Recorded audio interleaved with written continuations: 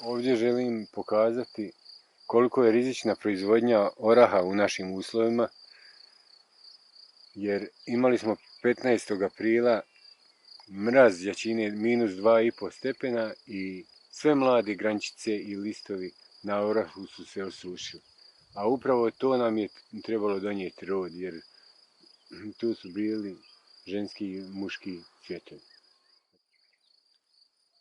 Inače imam 30 stabala u zasadu i zadnje 3 godine stalno nam se desi mraz od 15. aprila do 1. maja i ja još nisam za ove zadnje 3 godine dobio ni jednog ploda.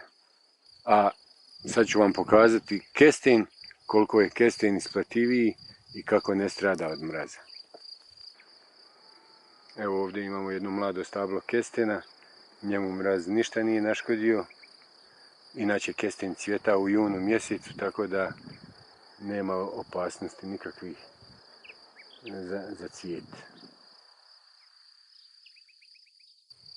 Ovo isto stablo jednog krupnog plodnog kestena, vidi se na listu da je lijep, zdrav i da mu ništa mraz nije smetao. Tako da ćemo imati to i ove godine od njega rod.